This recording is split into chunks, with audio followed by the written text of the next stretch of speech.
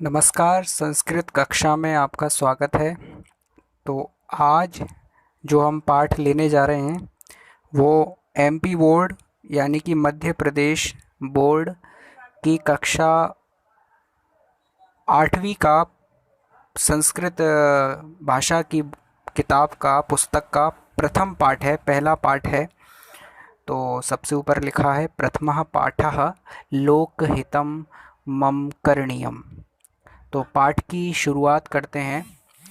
संस्कृते गीत परंपरा अति समृद्धा प्राचीना च।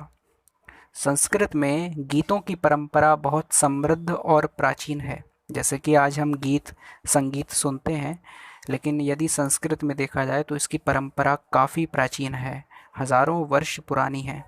जहाँ तक कि सामवेद, जो कि विश्व के सर्व प्राचीन ग्रंथों में से, चारों वेदों में से एक है, तो वहाँ हमें गीत संगीत का वर्णन मिलता है। तो इससे पता चलता है कि हज़ारों वर्ष पहले की परंपरा में गीत हुआ करते थे। तो संस्कृत में गीतों की परंपरा बहुत समृद्ध और प्राचीन है। आगे कहा है जनः मनसि दृढ़ संकल्पम कृत्वा कथमाचरणीय मित्यस्मिन् गीते वर्णितम। लोगों को अपने मन में दृढ़ संकल्प करते हुए कैसा आचरण करना चाहिए, ये इस गीत में वर्णित है। जो अभी पाठ हमें दिख रहा है वो एक गीत है, हालांकि आपको गाकर नहीं बताएंगे, लेकिन इसका अनुवाद हम बताएंगे।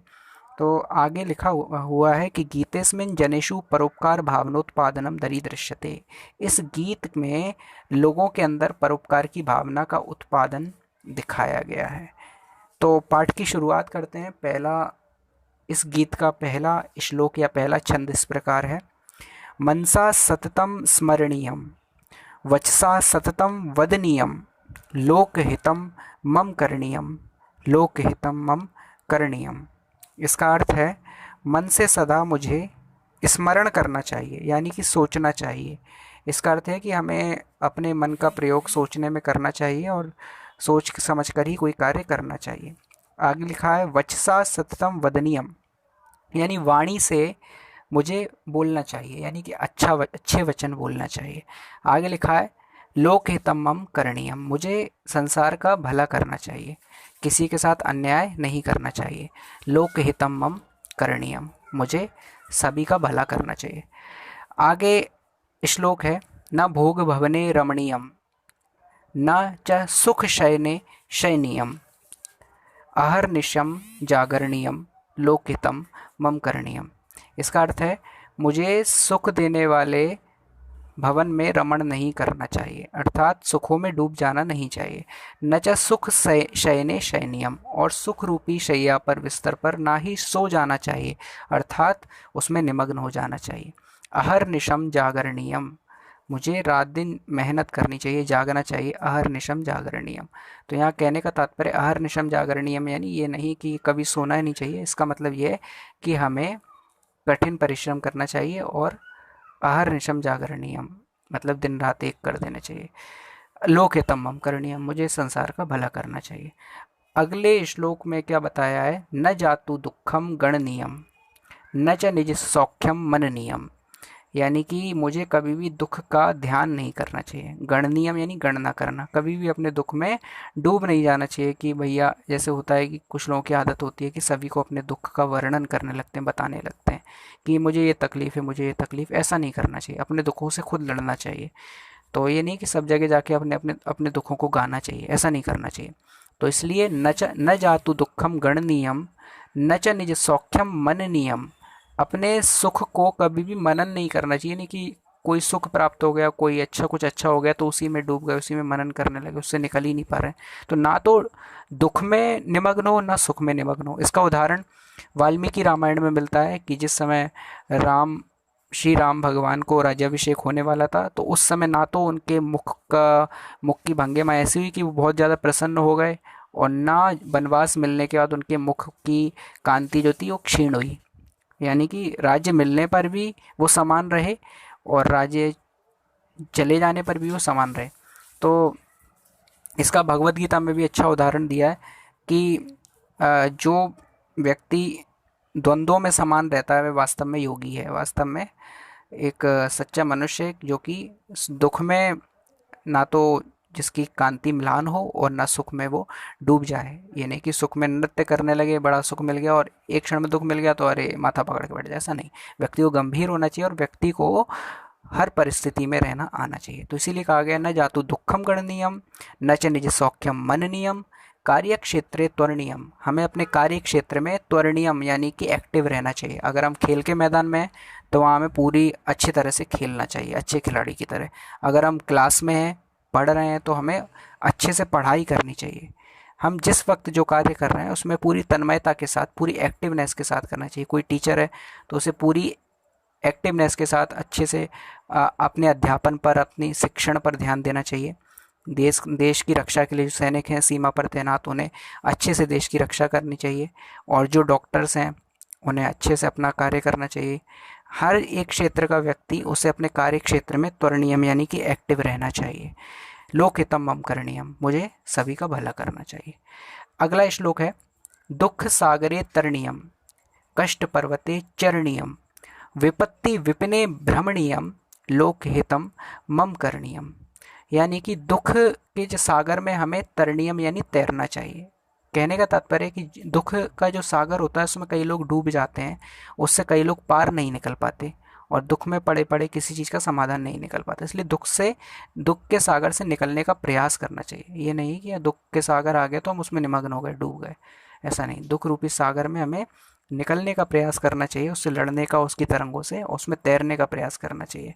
कष्ट पर्वते चरणीयम, कष्ट रूपी पर्वत पर चढ़ना चाहिए। कितनी परेशानी हो लेकिन हमें एक पर्वत पर चढ़ने की तरह योद्धा बनना चाहिए या फिर एक आरोहक बनना चाहिए और कष्ट रूपी पर्वत पर चढ़कर निकलना चाहिए। विपत्ति विपिने भ्रमणीयम, विपत्ति रूपी विपिन में हमें भ्रमण करना चाहिए। परेशानियों के विपिन में, जंगल में हमें भ्रमण करना चाहिए। कभी डरना नहीं चाहिए परेशानियों से जीवन में आने वाली। और लोकहितम मम करणीयम, हमें संसार का भला करना चाहिए। अगला श्लोक है गहनारण्ये घनांधकारे बंधुजनाये स्थिता गहवरे तत्र मया संचरणीयम लोकहितम मम करणीयम।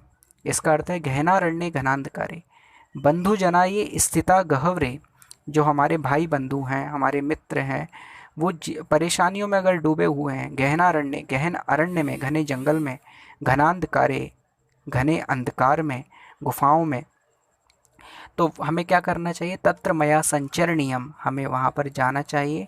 लोकहितम मम करणीयम, हमें उनको भला करना चाहिए और इस तरह से हमें संसार का भला करना चाहिए। तो ये इस कविता का भावार्थ हुआ। ये कविता हमें बहुत अच्छी सीख देने वाली है और इस प्रकार से हमें इस कविता से बहुत अच्छी सीख मिलती है।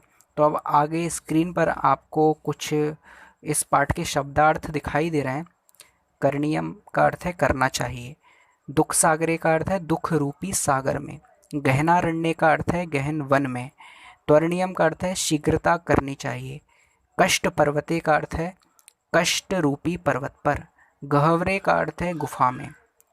तो ये इस तरह से शब्दार्थ पूरे होते हैं। नीचे आपके अभ्यास में प्रश्न उत्तर दिए हैं। पहला प्रश्न है मनसा किम करणीयम, तो मन से क्या करना चाहिए? मनसा किम करणीयम, मनसा सततम स्मरणीयम, तो इसका उत्तर है स्मरणीयम। अगला प्रश्न है वचसा किम करणीयम, वाणी से क्या करना चाहिए? इसका उत्तर है वदनीयम। अगला प्रश्न है कस्मिन न रमणीयम, किसमें रमण नहीं करना चाहिए? इसका उत्तर है भोग भवने। अगला प्रश्न है किम न गणनीयम, किसकी गणना नहीं करनी चाहिए? तो इसका उत्तर है दुखम। अगला प्रश्न है किम न मननीयम, किसका मनन नहीं करना चाहिए? इसका उत्तर है निज सौख्यम। तो यहाँ पर ये एक पदेन उत्तर पूरे हुए, एक पद में लिखने वाले। आगे एक वाक्यन उत्तर है। प्रश्न है पहला कुत्र त्वरणीयम, कहाँ पे हमें त्वरणीयम यानी शीघ्रता करनी चाहिए, एक्टिव रहना चाहिए? तो उसका उत्तर है कार्यक्षेत्रे त्वरणीयम। अगला प्रश्न है कस्मिन तरणीयम, किसमें हमें तैरना चाहिए? तो इसका उत्तर है दुख सागरे तरणीयम। अगला प्रश्न है कुत्र चरणीयम, कहाँ पर हमें चढ़ना चाहिए? तो कष्ट पर्वते चरणीयम। आगे अगला प्रश्न है विपत्ति विपिने किम करणीयम, विपत्ति रूपी विपिन में क्या करना चाहिए? तो विपत्ति विपिने भ्रमणीयम। अंतिम प्रश्न है मम किम करणीयम, हमें क्या करना चाहिए? तो लोकहितम मम करणीयम। इसके बाद आपकी उचित योजित जोड़ियां हैं, तो मनसा को मिलाएंगे आप मनसा सततम स्मरणीयम से, वचसा को मिलाएंगे वचसा सततम वदनीयम से। इसके बाद भोग भवने न रमणीयम, लोकहितम को करणीयम से मिलाएंगे और अहर्निशम को जागरणीयम से मिलाएंगे। तो इस तरह से ये आपके जोड़ियां भी कंप्लीट हुई। अगला प्रश्न देख रहे हैं आप स्क्रीन पर, तो आमना है यानी कि शुद्ध अशुद्ध, तो इसको कष्ट पर्वते चरणीयम, कष्ट रूपी पर्वत पर चढ़ना चाहिए। आम। दुख सागरे न तरणीयम, दुख रूपी सागर में तैरना नहीं चाहिए, तो इसका उत्तर है ना। तीसरा प्रश्न है न जातु दुखम गणनीयम, दुखों की गणना नहीं करनी चाहिए। आम। विपत्ति विपिने न भ्रमणीयम, विपत्ति रूपी विपिन में नहीं भ्रमण करना चाहिए। न।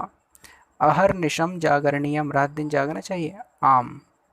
इसके बाद आपके उचित पदेन रिक्त स्थानम पूर्यत, उचित शब्द से रिक्त स्थान की पूर्ति कीजिए। तो इसका उत्तर बंधु जनाये स्थिता, पहले वाले का उत्तर है गहवरे। दूसरा है लोकहितम करणीयम। तीसरा प्रश्न है भोग भवने न रमणीयम। चौथा प्रश्न है कार्यक्षेत्रे, इसका उत्तर है त्वरणीयम। पांचवा प्रश्न है कष्ट पर्वते, तो इसका उत्तर है चरणीयम। तो इस तरह से आपका ये पाठ संपूर्ण होता है।